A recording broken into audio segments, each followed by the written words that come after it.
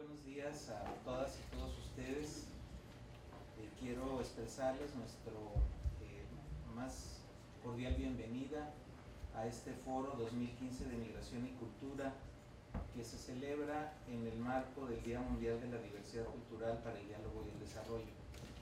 Este foro es un evento que tiene un principio fundamental que lo orienta y que es el de cómo construir, perfeccionar, mejorar, fortalecer el concepto de diversidad cultural asociado a los procesos migratorios a nivel nacional, internacional y por supuesto regional en lo que nos corresponde. Solo quiero enfatizar que para el COLEF migración y cultura son procesos que están en la historia de la misma institución, que hemos crecido, nos hemos desarrollado como una institución científica, académica, de formación de jóvenes, de trabajo de vinculación con muchos temas del desarrollo de la región fronteriza, pero en especial los rubros de migración y de cultura pues son parte fundamental de la historia de esta institución y de la historia, de hecho, de esta región en particular.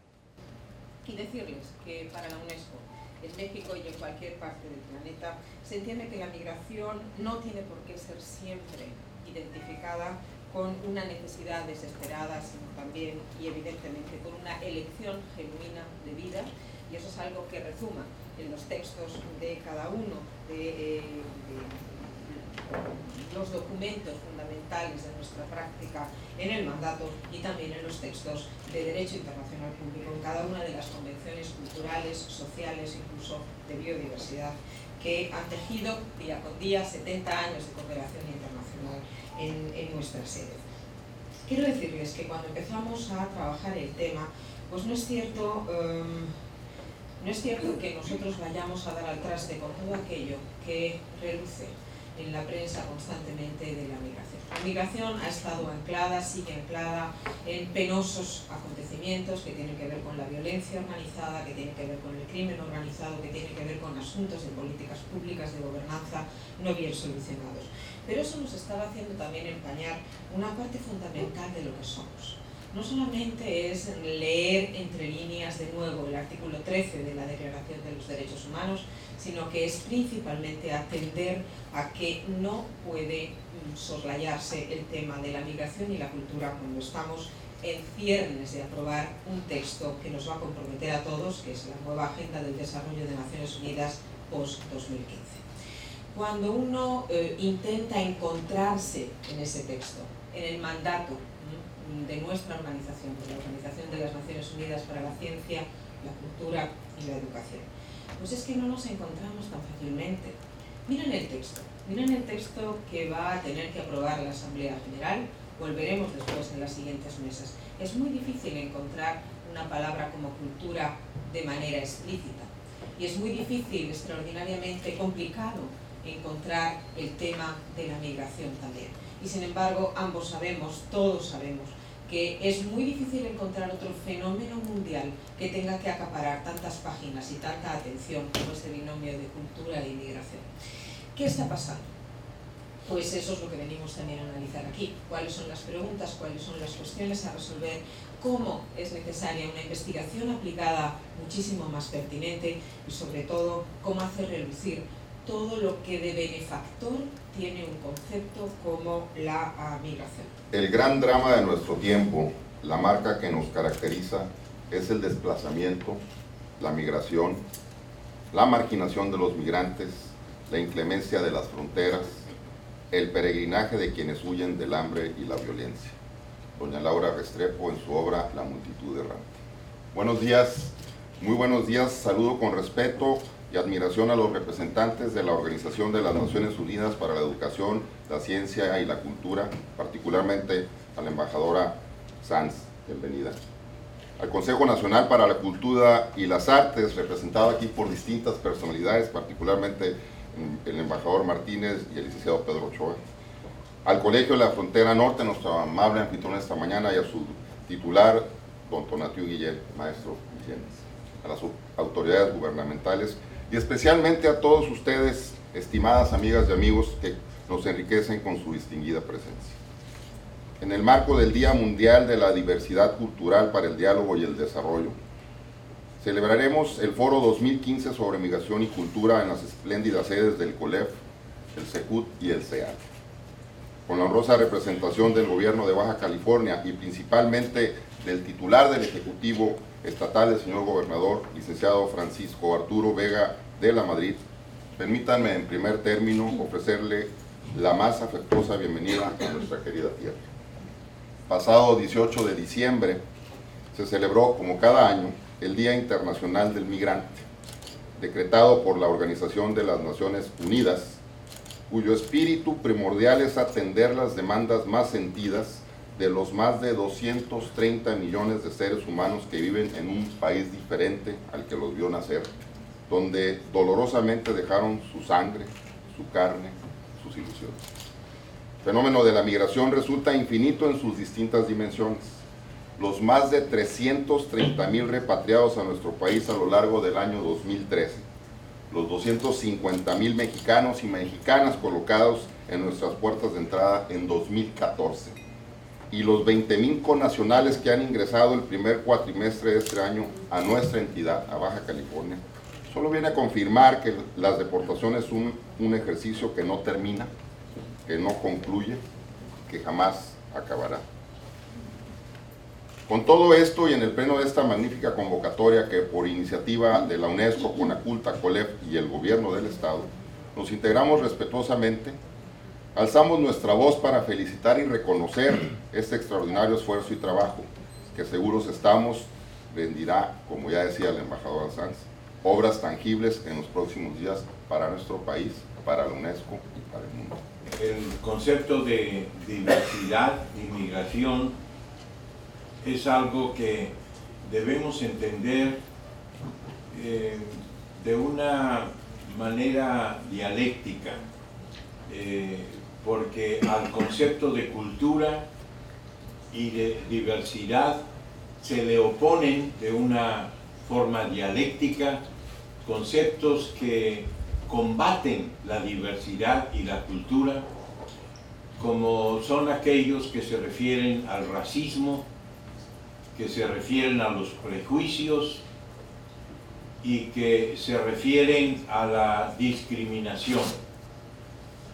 Esto es algo de lo cual quizá no valga la pena que nos detengamos y que abundemos mucho, pero sí es importante que seamos conscientes que el concepto de diversidad cultural y el concepto de migración tienen enemigos, porque en esto está una parte de su dinamismo, esta contradicción en la cual nos toca ver muy claramente en la frontera, en todas las fronteras, en donde se enfrentan culturas, naciones, intereses económicos y políticos y producen este resultado de esta contradicción que se manifiesta en conductas discriminatorias. Y yo creo que lo importante es que en esta reunión enfaticemos la parte de esa dialéctica que nos conduce a algo constructivo de una visión de futuro. Creo que celebrar un evento que aluda a la diversidad cultural, esta ciudad es muy propicia, es una arena en donde aquí en Tijuana vivimos cotidianamente estos elementos de una diversidad, no solamente de carácter nacional, sino obviamente internacional, porque esto me hace recordar conceptos del doctor Tonatiuh Guillén, que habla de la dificultad de hablar de lo nacional en un fenómeno en el que los mexicanos han traspasado las fronteras y tenemos un porcentaje arriba del 10% de la población mexicana viviendo en Estados Unidos. Descubrí que había indígenas que no eran los indígenas amazónicos que yo conocía, sino que eran campesinos con una tradición milenaria de agricultores y con una tradición centenaria de haberse resistido, yo diría milenaria incluso, de haberse resistido en sus comunidades al Estado precolombino. Recuerden que los zapotecos tuvieron un Estado que duró 7 siglos, un Estado más antiguo que Estados Unidos, obviamente. Y que a pesar de eso, a pesar de los intentos, yo diría centralizadores de la cultura por el Estado zapoteco y después del mixteco, mantuvieron su identidad comunal arraigadas en su territorio. Y entonces descubrí que el papel del territorio, del lugar, y el papel de la lengua, identificando al territorio, clasificándolo, conociéndolo, representándolo simbólicamente, y el papel de la memoria larga, la memoria histórica, en una visión histórica de larga duración a la Brodel, a la familia Brodel, juegan roles fundamentales en el proceso de identidad. Pero ¿qué ocurre cuando los pueblos empiezan a moverse? Refiriéndome a la presentación muy ilustrada de la representante de la UNESCO, se me falta un nombre, Nuria, maravillosa Nuria, que se refirió al hecho de que históricamente los pueblos se han movido. El origen de la humanidad es en África, pero terminaron los Cromañón y todos los demás en el resto del mundo. La migración siempre, el movimiento demográfico siempre ha sido la esencia de las sociedades humanas. Entonces decir que la migración es un fenómeno reciente debido a la expansión del capitalismo salvaje en muchos casos, etc., es no reconocer la larga historia de la humanidad en buscar un lugar, retornar al lugar, encontrar nuevos lugares e identificarse con esos lugares simbólicamente representados, etc. Entonces esto lo descubrí de hecho en México, en Oaxaca, en el sureste de México, donde hay una larguísima tradición de residencia, identificación histórica con el medio, pero también identificación con el movimiento. La analista danesa Dahlgren hace años sostenía que los mixtecos venían de California. Nada menos. Los mixtecos coloniales. Entonces hubo mucho debate de los especialistas en código, dicen no, pero en la tradición mixtecas más profunda está la noción del movimiento. Y en la tradición azteca también, nada. El movimiento es parte, el moverse, ir, buscar, volver, retornar, es parte de la cultura profunda de los pueblos indígenas. No me conformé lo que tenía, pues yo no ganaba mal. Fíjese, esta es la teoría de la privación relativa. Cuando en una comunidad más o menos todos los habitantes tienen el mismo nivel de vida, pues no, la migración no es tan importante. Sin embargo, cuando unos empiezan a migrar y empiezan a mejorar su nivel de vida, entonces se genera allí una causa de la migración. Para mí también brillante. Otro señor, un mixteco, por cierto, en Madera, California, que lo mencionaste, un trabajador agrícola, cuando le preguntamos, ¿qué tan bien habla usted inglés? Que era parte de una encuesta y que pues uno la tiene que hacer. Y él dice, yo sí considero que hablo inglés, porque conozco el nombre en inglés de mis herramientas de trabajo. Lo demás no importa, porque a mí me pagan por trabajar, no por hablar.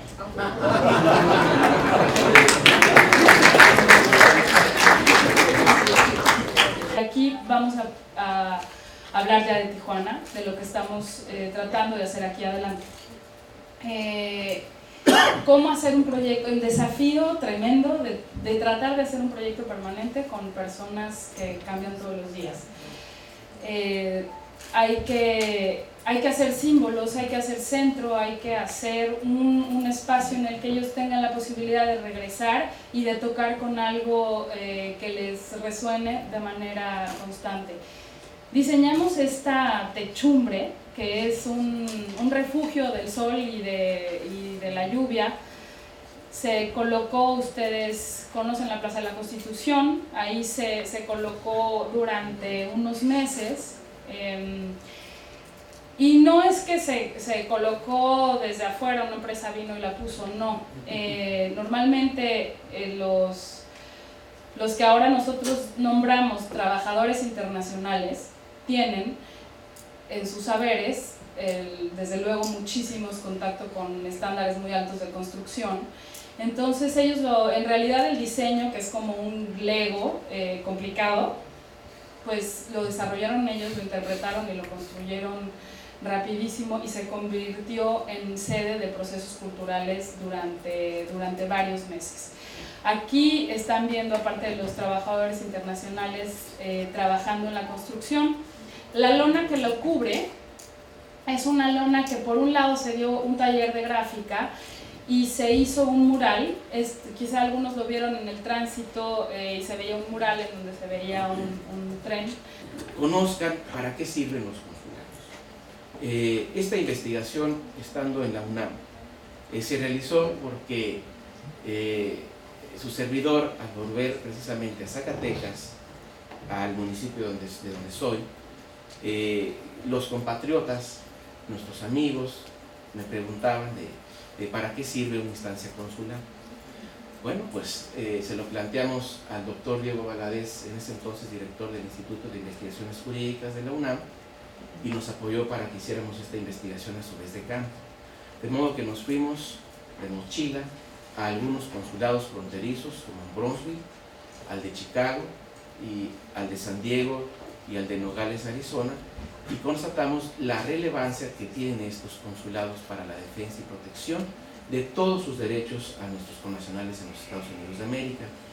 Precisamente de esta inquietud de estarme preguntando en su momento para qué sirven estas instituciones, me voy encontrando de que existen infinidad de documentos internacionales, no solo la Convención Consular de Viena, una serie de convenciones que se enlistan en este tipo de libros como de derecho internacional privado, y que no solo se refiere precisamente a la defensa en materia de casos o de juicios civiles o penales en los Estados Unidos, sino de reconocimiento de sentencias, de la cooperación judicial, ¿sí? En tema, por ejemplo, de la función notarial de los consulados para hacer desde testamentos, mandatos, testimonios, hasta en la materia comercial y empresarial, actas constitutivas para efecto de que tengan validez en el caso de México. Pero cualquier consulado, de acuerdo a la Convención Consular de Viena, que esté ese país adscrito a esta convención, tiene esta potestad, ¿sí?, de que en ese distrito consular configurar estos documentos y que sean válidos para sus estados de origen de cualquiera de estos migrantes en el ámbito internacional. Y lo que tenemos que decir es que de los 193, o bueno, 195, en distintas condiciones, a como son nombrados los países y los Estados miembros que van a votar la nueva Agenda del Desarrollo, solamente 30 son los que se consideran los amigos de la cultura de la Agenda del Desarrollo. Esta es una cifra de una enorme debilidad después de lo que ha pasado en los últimos 10 años. Como la cultura decían que estaba en todos los sitios, pues es la mejor manera de decir que la cultura no está en ninguno. Y somos sufridores de todo eso.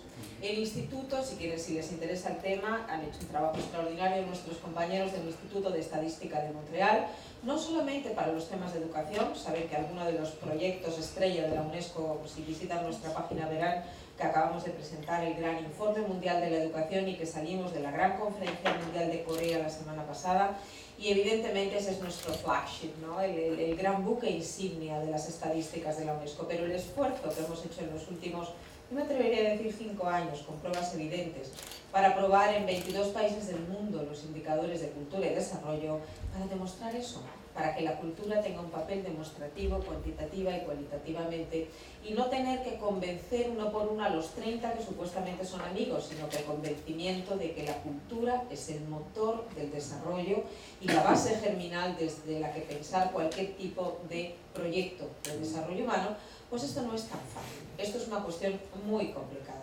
Si ustedes miran el último documento que yo les hablé esta mañana, es un documento que está en ciernes, pero que todo el mundo y todos los países tienen mucho miedo a tocar, ¿ah? Porque tocar una coma o añadir en el último momento un concepto después de tantas negociaciones para llegar a esos párrafos comunes despiertan muchísima ansiedad en la comunidad internacional. Y se está intentando llegar a esa política de mínimos discutida después de mucho tiempo. 17 puntos donde hay que hacer una verdadera labor de microcirugía para encontrar la palabra cultura, para encontrar la palabra patrimonio, ya ni les digo, tanto el cultural como el natural. ¿Dónde está la cultura? Pues está entre líneas, está de una manera larvada. Se habla en el punto número 4 de la educación sobre educación intercultural de una forma muy sesgada. Y cuando tenemos que hablar de cultura, pues solo llegamos a partir del punto 11 al punto 13, y la cultura no es el sujeto de la frase. La cultura está ligada a los patrones de consumo, a las nuevas formas de urbanización y al punto 17, que es vamos a implementarlo, y entonces cuando hay que implementarlo nos damos cuenta que somos sujetos culturales y a ver lo que nos pasa, ¿no? ¿Por qué es tan importante el lugar de la cultura en una agenda global del desarrollo, como es la que se plantea? Y yo tengo como 6 o 7 ideas que quisiera plantear acá, si es que me alcanza el tiempo, de la forma más sintética. No te pido que a los 10 minutos me saque la tarjeta amarilla para saber bien por dónde voy. La primera es que yo creo que hay una dialéctica en el sentido de interacción, de movimiento, de círculo virtuoso entre desarrollo de la cultura y cultura del desarrollo.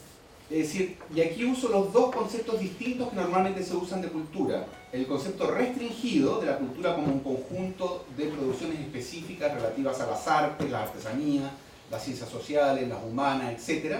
¿Ya? Y el desarrollo de la cultura, cuando se habla de políticas culturales, tiende a ir por ese lado. Y la cultura del desarrollo, entendiendo la cultura ahí sí en sentido amplio, ¿ya? Es decir, como orden simbólico, como un conjunto de imágenes colectivas que nos orientan, como mapas cognitivos, como representaciones de la realidad, como esos horizontes que dan sentido a nuestra vida. Entonces, lo primero que quisiera plantear es que creo que puede darse, o que uno debiera insistir en poner estos dos términos juntos, con un juego un poco paradojado dialéctico en la formulación del eslogan, que es que el desarrollo de la cultura permite promover la cultura del desarrollo, es decir, que puede enriquecer como acervo, puede estimular una reflexión ampliada sobre el desarrollo, una reflexión no reduccionista, una reflexión en que entran más variables cuando uno quiere pensar el desarrollo. Ahora, respecto de los objetivos del milenio de los ODM, pero sobre todo los ODS, que son los que se plantean para el escenario post-2015, en una agenda global, uno podría decir que subyace una cultura del desarrollo, que no está autoexplicitada en la formulación de los objetivos. Es decir, hay 3 palabras fuertes ahí que yo pondría como cultura del desarrollo en los ODS. Una, la idea de la sostenibilidad o de la sustentabilidad. O sostenibilidad en un sentido amplio, no solo ambiental.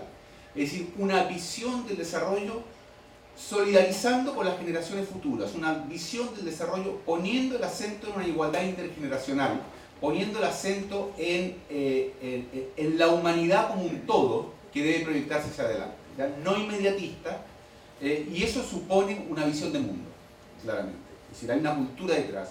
Del mismo modo que hay un cierto énfasis en la igualdad y, bueno, más que en la pobreza, en la promoción del bienestar, por ponerlo en el lado positivo. Es decir, uno diría, bueno, hay una cultura del desarrollo cuyos 3 metavalores podrían ser los de sostenibilidad, bienestar e igualdad.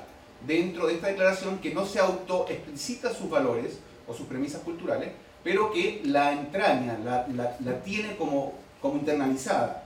Y creo que en ese sentido es un buen ejercicio sacar lo que está contenido, explicitarlo, cuáles son los valores universales precisamente o los valores a los cuales nosotros les estamos adscribiendo carácter de universalidad como para ser aquellos que subyacen a una agenda global del desarrollo. Hay una... creo que la cultura, como en lugar de la pluralidad, como en lugar de la diversidad, como en lugar de la diferencia, tiene que plantearse como una nueva forma de entender la riqueza. La riqueza, bueno, como todos sabemos, está claramente asociada a la riqueza material, en general, como parte casi del sentido común, ¿ya? Y a lo que va la cultura siempre es a descentrar esa noción de riqueza, a tratar de colocar la idea de riqueza y de progreso humano en otro lugar, ¿no? No solo incluso como combinación de crecimiento y bienestar, porque esa podría ser una noción que va más allá del mero del dinero, ¿ya? Sino la riqueza asociada a riqueza simbólica, expresiva, comunicativa.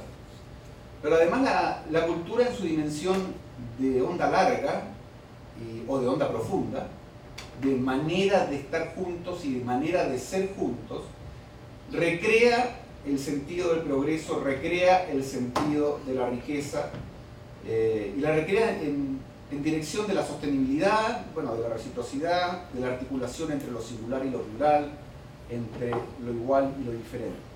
Gracias por invitar a un economista, porque estos espacios de reflexión de la cultura y la creatividad y el diseño generalmente no invitan a los economistas, y va una confesión de gremio, y a los economistas en general parece importarnos muy poco esta cultura y esta creatividad. Ha habido un divorcio muy longevo entre disciplinas, pero hoy afortunadamente, no se depriman, parecemos estar en una etapa de un maridaje muy constructivo entre cultura y economía, entre creatividad y ciencias sociales, y el trabajo es inmenso. Conversaba con varios de ustedes hace un rato, les decía, economía de la creatividad. Yo siento que lo más que estamos haciendo a la fecha es aritmética de la creatividad, pero por algo hay que empezar. Por eso digo gracias. Temas a tratar: desarrollo. Desde la óptica económica, el desarrollo, ya Martín lo anticipó, es en lo principal dos elementos: el componente económico, la dotación de recursos para operar, para vivir, para reproducir esos mismos recursos, y el elemento del bienestar. Y aquí yo planteo una pregunta: ¿la cultura acaso tiene derecho a hablar de manera integral de desarrollo? Voy a regresar a esa pregunta al final. La mitad de la respuesta es un sí automático. La cultura por sí mismo es transmisión de tradiciones, es bienestar, es estética, es cohesión, es toda esa dimensión positiva que conocemos. Pero está el componente económico. Insisto, piensen en términos de un país que tenga abundancia económica pero sin bienestar, sin equidad, además tú agregaste, en términos educativos, de salud, de dotación cultural, no tiene derecho a llamarse un país desarrollado. Hay casos como lo es Kuwait. Un país que tiene abundancia de elementos de bienestar sin la suficiencia material tampoco entra a ese binomio para llamarse desarrollo integral. Vamos a ver qué pasa con la cultura. No me voy a ir muy elevado. El otro día le secuestré en vuelo a mi hijo El Principito, y me voy encontrando ahí que dice Saint-Exupéry, varias veces lo dice, de hecho, dice: los adultos son, llega a decir, muy estúpidos. Si no les explicas con números, no entienden nada. Y luego dice, ya viene todo esto de, y solo con el corazón se puede ver bien, lo esencial es invisible para los ojos. Yo creo que puede tener un dejo de razón en cuanto a nuestras limitaciones neuronales, pero también hay una cosa que debemos reconocer desde la cultura y la creatividad. Hemos tenido una gran incapacidad de hablar un idioma que es el idioma cuantitativo. Reconocer que en la cultura, en la creatividad, hay gente que invierte, produce, genera divisas, trabaja, atrae y retiene turismo, etc. Hay una dimensión económica que no hemos reconocido en el campo de la cultura. Deseo recordarles que todavía en México se usan desarrollos tecnológicos milenarios que han sido eficientes y que han resuelto problemas de subsistencia y problemas espirituales a lo largo de nuestra historia. Estos desarrollos tecnológicos y desarrollos intangibles han sido de gran utilidad. Todos se enmarcan en visiones del mundo singulares, diferentes. En este sentido quiero comentar con ustedes, por ejemplo, que para los tzotziles la Tierra es plana y cuadrada y que ellos viven en el centro del universo. Una prueba de que los dioses son seres que se pueden equivocar, que no son seres perfectos, es la existencia de personas que somos blancas y hablamos español. Tan es así que tenemos la desgracia de vivir en las orillas del mundo y no haber sido creados de maíz. Tenemos peculiares costumbres reproductivas, peculiares costumbres de violencia y agresividad, y siempre tenemos una actitud de desprecio hacia ellos. Son nuestros connacionales. Bueno, este es un ejemplo de muchos que pueden repetir a lo largo y ancho de nuestro país y que muestran distintas formas de ver el mundo y la vida.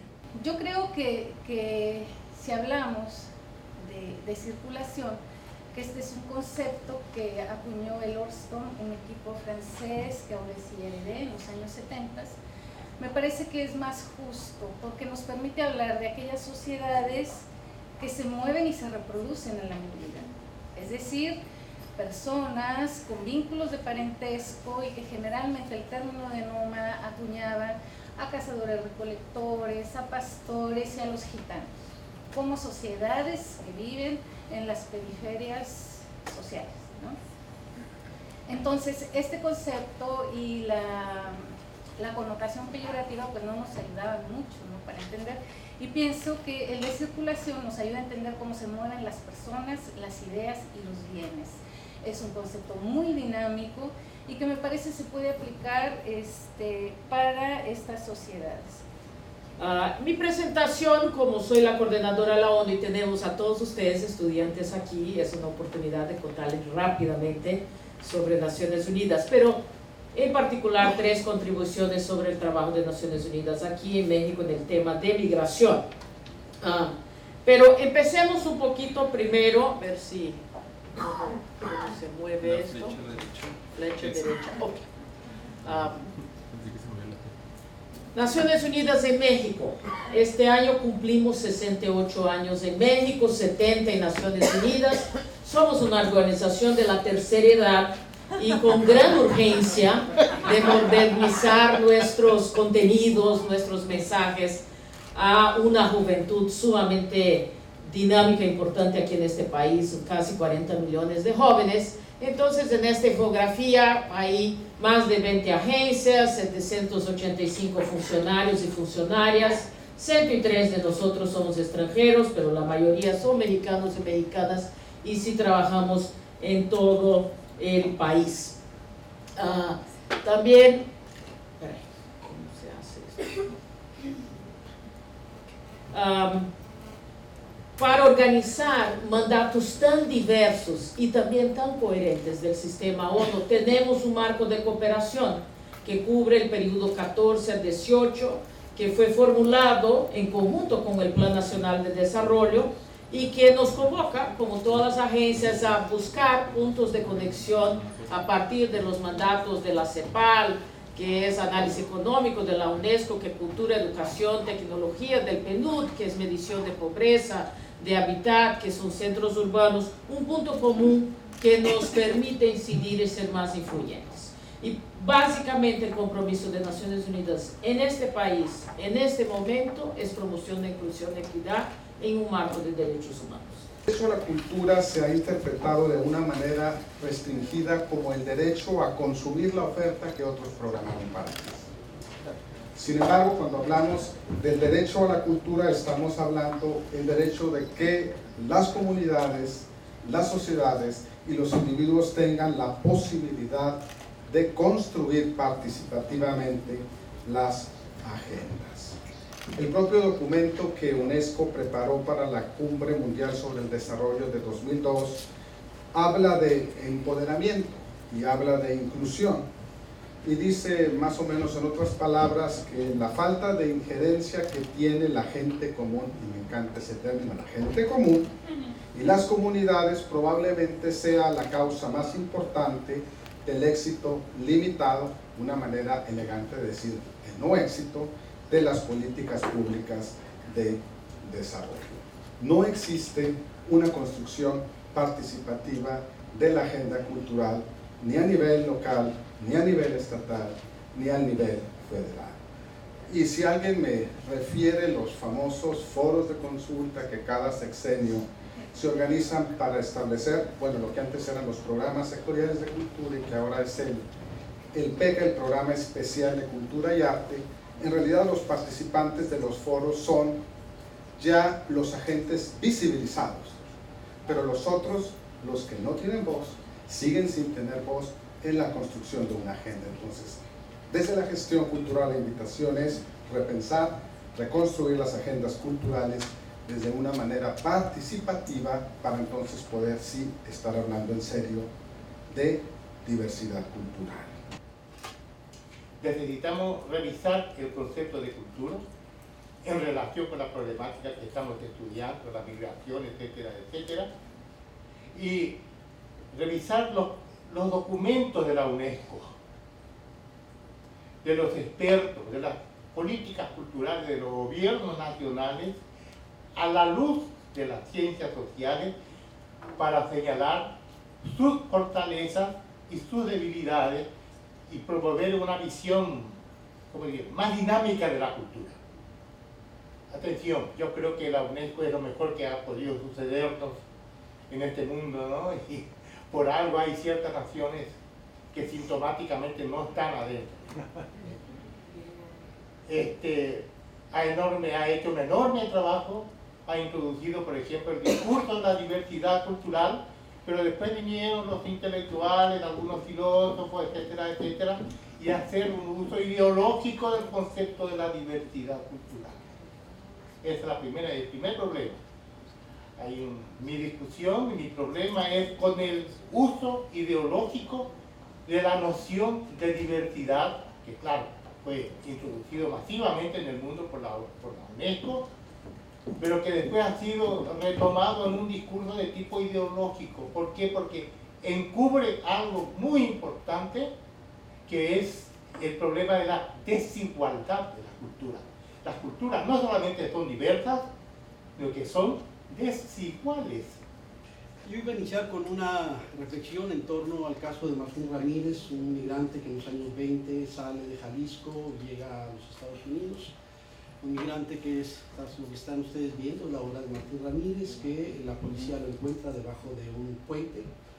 Él está asustado, está deprimido por lo que está pasando con la guerra cristera, por la Gran Depresión, que también a él le generó una enorme depresión.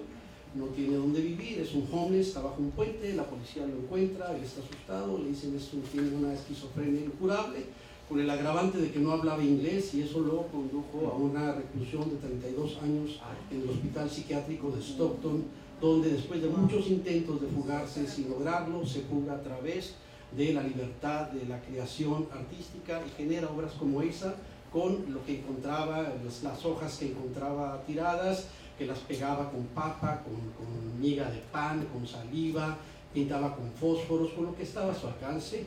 Finalmente Martín Ramírez muere en el hospital, jamás logró salir.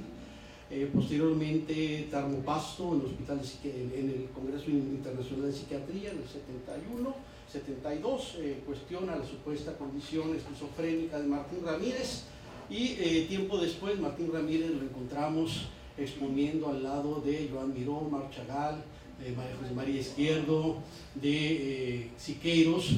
Hace 3 años su obra se expuso en el Museo de Arte Contemporáneo de Nueva York, y posteriormente la pude observar en el Reina Sofía en Madrid. Solo quiero, no hay tiempo de hablar sobre todo lo que esto significa, pero simplemente esa construcción del diferente y de la diferencia a partir de la mirada homogeneizante, cuando se inscribe en marcos de discriminación y en los cuales se asume que esa diferencia no solo puede ser peligrosa, sino que en este caso se le implica una suerte de condición mórbida, pues tiene efectos devastadores, como ocurre en la historia de Martín Ramírez. Dice, fue en la Conferencia Mundial de Políticas Culturales, Mondiacult, celebrada en la Ciudad de México en julio-agosto de 1982, donde se inició en el seno de la UNESCO la discusión sobre cultura y migración. Posiblemente haya otros antecedentes, pero lo cierto es que en Mondiacult se sentaron las bases para elaborar políticas y ejecutar acciones en favor de la cultura de y para los migrantes. La delegación de México a esta conferencia estuvo encabezada por Víctor Flores Olea y formamos parte de ella Jorge Montaño, Rafael Tobar y yo. Propusimos entonces, entre otras, la recomendación relativa a la identidad cultural y relación intercultural de los migrantes, aprobada por casi unanimidad, salvo un voto en contra, el de los Estados Unidos de América. La resolución recomienda a los Estados miembros, y ahora leeré breve parte de la resolución, que garanticen el acceso de los trabajadores migratorios y de sus familias a los sistemas de enseñanza y capacitación profesional, así como a los beneficios de la vida cultural de dicho país. Que tengan en cuenta en la elaboración de sus programas educacionales los problemas específicos de los trabajadores migratorios y sus familias a fin de preservar y desarrollar su cultura, lengua y tradiciones. Que establezcan en general las condiciones necesarias para facilitar el mantenimiento de los vínculos culturales de los trabajadores migratorios con sus países de origen, aumentando las posibilidades de preservar y desarrollar su identidad cultural y faciliten eventualmente su reinserción en las sociedades de origen. Considero que estos 3 puntos recogen la problemática fundamental de relación entre cultura y migrantes. Ese texto titulé El arte del nuevo siglo en Tijuana, entre el remedo y su liberación. Y bueno, lo dedico a Marta Palau, una artista indispensable y promotora insustituible, y por supuesto a la memoria de Max Mejía, Chuy Padilla y Octavio Hernández, pilares de la cultura tijuanense hoy ausentes. Entender el arte que actualmente se produce en Tijuana precisa de la comprensión de su pasado, más aún del conocimiento de su contexto y aquellos factores que lo caracterizan, como la situación geográfica, el protagónico muro divisorio, la interdependencia desleal con Norteamérica, los intensos flujos migratorios y todas sus derivaciones, la multiculturalidad manifiesta en lo híbrido y el reuso, tan relevantes como las influencias artísticas internacionales nacidas de las experiencias de Insight, aunadas a los aciertos del Salón hoy Bienal Internacional de Estandartes y al acontecimiento multimediático, efímero, pero también contundente de Tijuana, la tercera nación. Inicié mis estudios sobre danzas fronterizas en el 2009 como estudiante de la universidad en la ciudad de Riverside, pero fue en 1995 que como coreógrafa empecé a crear obras con temas relacionados con la frontera entre México y Estados Unidos. He puesto especial atención a las danzas fronterizas creadas entre Tijuana y San Diego. Entiendo como danzas fronterizas aquellas obras interpretadas a través de la danza contemporánea, que tienen como tema principal actividades y conflictos fronterizos. Estas danzas abordan factores sociales, económicos o políticos que afectan a sus creadores y a los espacios donde ellos residen. Algunos ejemplos son el racismo, el feminicidio, el narcotráfico, problemas relacionados con la migración, las vivencias en el cruce hacia el norte con documentos y reflexiones sobre la identidad fronteriza. Soy tijuanense. Tengo 6 años que migré al DF por trabajo, por necesidad de crecimiento, digamos. Y bueno, soy del grupo Hecho en México. Este grupo nace de la necesidad de crear una identidad en el 89, cuando todo el graffiti se está desarrollando en Los Ángeles, en San Diego, en el resto de California.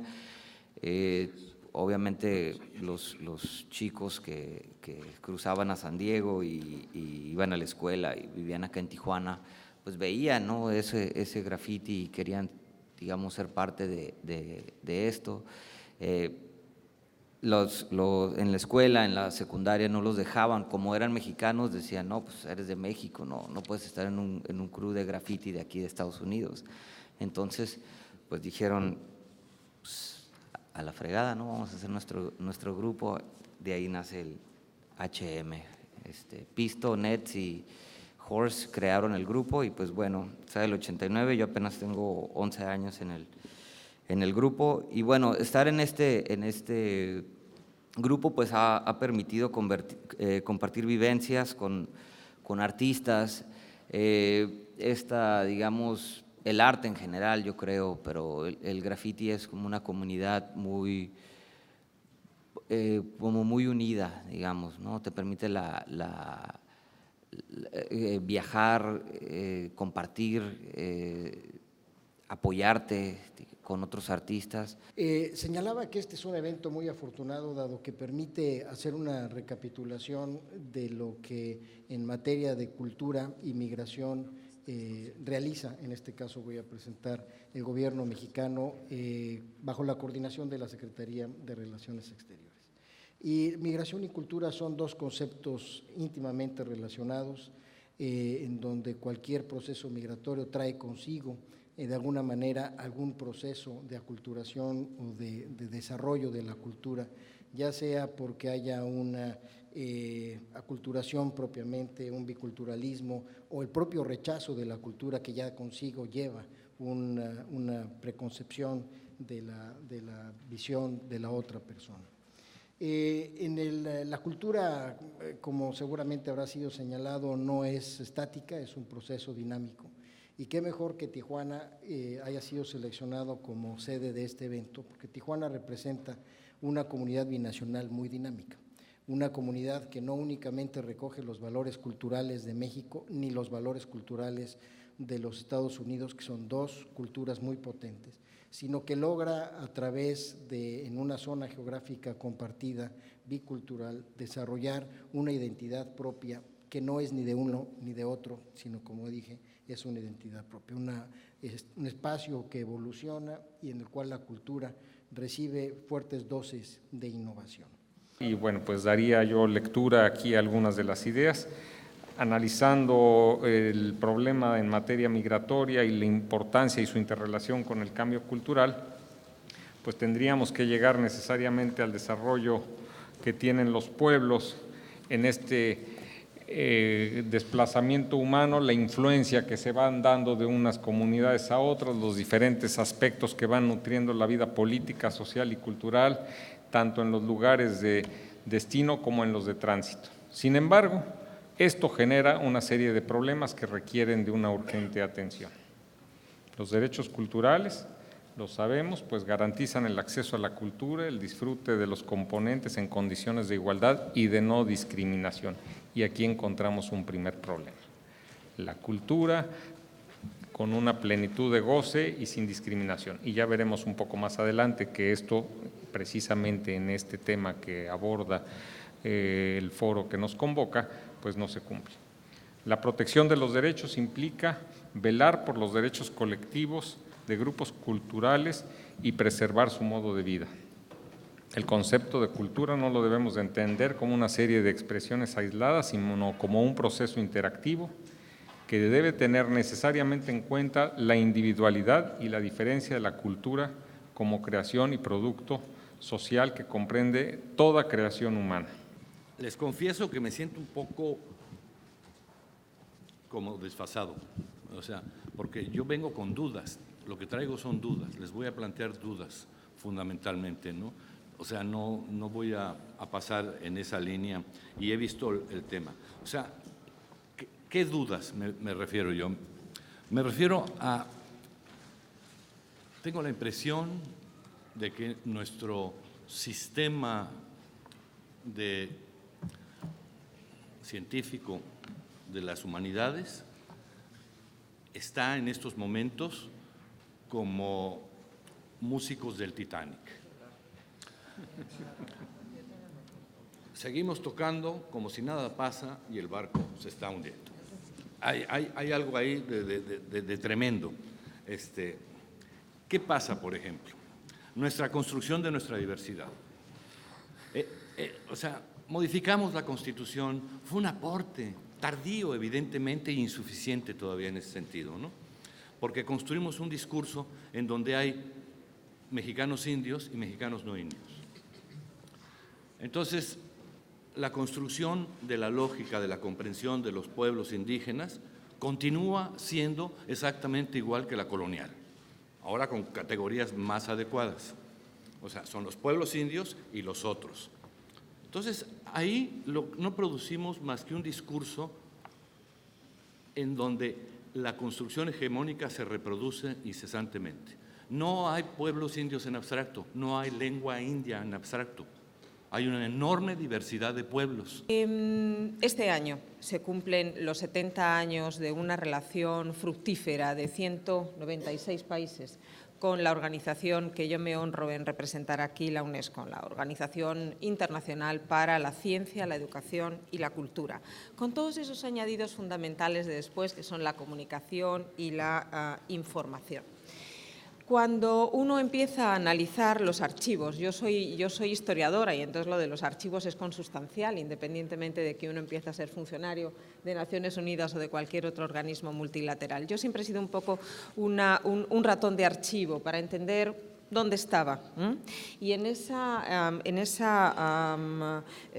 fuente, en ese cesto de Pandora siempre importantísimos, que son los archivos administrativos de nuestras organizaciones, pues uno tiene la suerte de descubrir muchísimos documentos que forman parte de la cultura institucional y que sin esa forma de ver la cultura de dónde estamos, pues tampoco vamos a entender cómo vamos a mover los hilos para que las cosas mínimamente cambien, ¿no? Cuando llegué a México y pensaba que al año siguiente era ese gran momento, ¿no? Entonces, con el equipo de UNESCO y con el equipo de París y también en México, empezamos a hacer una labor bastante bonita, que es una labor de recopilación en los archivos de los primeros años. La suerte que tuvo la UNESCO desde el año 48 al año 52 es haber tenido un director general como el señor Torres Bodet. Y yo creo que hay tantísimas cosas que hay que subrayar extraordinariamente. Para los que tengan interés en los derechos culturales y para los que quieran saber cuál ha sido verdaderamente el papel de México en las relaciones multilaterales, lean el discurso del año 1945, cuando todo lo que somos ahora se estaba empezando a generar. Conferencia de San Francisco y después la Conferencia de Londres. La Conferencia de Londres invita a una delegación mexicana, la delegación mexicana cuenta en su cabeza con el señor Torres Bodet. Lean también el discurso, porque en el discurso de Torres Bodet es donde está el pedigrí de lo que es la UNESCO hoy. Es que si le pensamos un poco, hay una relación muy clara entre lo que es migración, cultura y periodismo, entre otras cosas porque el periodismo y los medios de comunicación son una forma, un fenómeno cultural clarísimo, que es el tema de la representación. El tema de la representación cultural está en el centro de los estudios culturales y en la era contemporánea nosotros conocemos o nos damos cuenta, nos enteramos y a veces nos educamos en buena medida por estas representaciones que nos presenta los medios de comunicación, pero particularmente el periodismo. Entonces, estas imágenes, estas narrativas que nos construyen, buenas o malas, objetivas o tergiversadas, nos las proporciona en buena medida un ejercicio como el periodismo. De ahí la importancia de que tomemos un momento para hacer una reflexión al respecto. De hecho, pues probablemente varios de ustedes, si se ponen a pensar, probablemente lo que saben sobre el tema de migración o incluso migración y cultura no necesariamente proviene del trabajo que hacemos los analistas, no necesariamente proviene de los libros, artículos que se escriben en el COLEF, en las universidades, en otros centros de investigación, sino proviene en buena medida por el trabajo que desarrollan los y las periodistas hoy en día, ¿no? Pensemos, por ejemplo, que algo que hemos estudiado mucho los migrólogos, como es la migración de tránsito por México, bueno, pues frente al cúmulo de trabajos que tenemos, creo que nada rivaliza con un trabajo como el que ha desarrollado un periodista como Óscar Martínez. Probablemente conocen varios de ustedes el libro sobre la bestia, ese libro que se llama Los migrantes que no importan, ¿no? Y que el título en sí mismo ya es emblemático. Bueno, pues esto creo que ha contribuido enormemente para que se conozca más y mejor lo que está ocurriendo en ese tipo de ámbitos. Evidentemente el gran tema es migración y cultura, y esta en particular el tema de migración y periodismo. Pero para contextualizarlo tengo que hablar de lo que conozco, que es la presencia cultural de los mexicanos en los Estados Unidos. La migración mexicana hacia los Estados Unidos ha crecido de manera insospechada en las últimas décadas. Tan es así que por primera vez rebasa a los porcentajes, a los componentes de la población afroamericana en los Estados Unidos. Por primera vez los mexicanos son más que los afroamericanos. Al mismo tiempo que las rutas tradicionales se han fortalecido, se han abierto nuevas rutas y nuevos destinos de la migración. La composición de los flujos migratorios también se ha diversificado, de ser tradicionalmente una migración de hombres en edad productiva, se ha disminuido la edad de los migrantes y se han incorporado también mujeres a la migración. Es decir, ya no migran hombres solos, sino migran familias completas. Los migrantes van y vienen de todas partes. De ser un fenómeno focalizado por la geografía, el género y la ocupación, se ha convertido en un fenómeno general, múltiple y masivo. Crece el número de hogares que depende del envío de las remesas, y la mano de obra mexicana ha ampliado su presencia en el mercado laboral. Ya no solo hay mexicanos en los campos agrícolas, sino también en los servicios, la industria especializada como la del petróleo, en la cual representan casi el 80%. Pero también el número de empresas de origen hispano es cada vez mayor. Por supuesto, también en las Fuerzas Armadas, donde representan el 9%. Las manifestaciones de la migración se encuentran en muchos aspectos de la vida, no solamente de México o de Estados Unidos, sino de ambos países. Es el fenómeno social que más vincula a los Estados Unidos con México. Yo lo que son las cosas, yo quisiera empezar por la frontera sur, no por la frontera norte. Y yo quisiera plantearles que la experiencia que yo puedo tener, que es lo que quisiera conversar, tiene que ver a lo mejor con algunas bases científicas de observación aprendidas, entre otras cosas, por el maestro Gilberto Jiménez, pero tiene que ver un poco con lo que uno ve y lo que uno está viendo y lo que uno está palpando de lo que sucede. En Ciudad Hidalgo sucede algo muy interesante. Es una ciudad que es como de nadie, y esa ciudad como de nadie tiene en su entorno una cantidad de voces, de música, de expresiones de toda índole, desde las formas de alimentarse, desde las formas de vestir, desde incluso los mismos automóviles, que hace como una ciudad que uno no entiende muy bien. Es frontera con Guatemala, la cruza, lo que la divide es el río Suchate. Cuando cruzamos hacia el otro lado, los agentes de migración nos dijeron, bueno, pues nomás tengan cuidado al cruzar. Y entonces la gente cruza muy libremente en esa zona, no es esto, ustedes lo saben, cruza muy libremente en la zona, y uno para regresarse no puede regresar por ahí, y entonces uno renta de estas llantas que ustedes conocen enormes, por 50 pesos ya uno lo cruza. Las historias que se construyen en las llantas se convierten en las manifestaciones culturales de los hombres y las mujeres de la zona. Y es ahí en donde uno no imagina a un muchacho que va jalando la llanta, que trae el radio a todo volumen y que vamos en la llanta 20 o 30 personas y que el chavo se sabe todas las canciones perfectamente, y estamos viendo a esas personas, vamos cruzando, de repente hay una zona que es más profunda, entonces agarra de la llanta y cruza y llega y regresa ahora a los otros ante la mirada de los agentes de migración, que poco o nada hacen o no sé qué es exactamente el papel que juegan. La cultura jamás hubiera surgido, si no hubiera sido por los intercambios. Ninguna cultura ha sobrevivido aislada a sí mismo, siempre ha sido el contacto con nosotros, siempre ha sido la mirada de los otros lo que hace despertar la creatividad. Y en ese sentido, la migración, las migraciones a lo largo de la historia de la humanidad han sido el factor fundamental del desarrollo cultural. Algunos lo hacen mejor, unos aprenden más, otros aprenden menos de esas experiencias. Me refiero a los imperios, ¿no?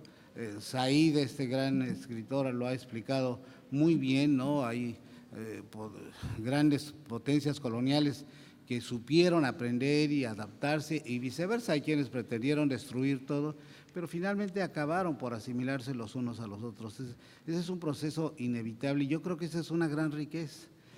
Lo que pasa es que efectivamente, y Javier tiene mucha razón en eso, lo que nos llega al centro del país y a la gran mayoría del país, aquí en el caso de México, y seguramente es un fenómeno similar, es más las ideas elementales, las ideas estereotipadas que se tiene del extranjero. Es decir, siempre hay una imagen de lo que significa ser migrante, de lo que significa ser un mexicano o un latino viviendo en Estados Unidos, muy distinta a lo que es en la realidad, y eso es lo que nos venden los medios de comunicación.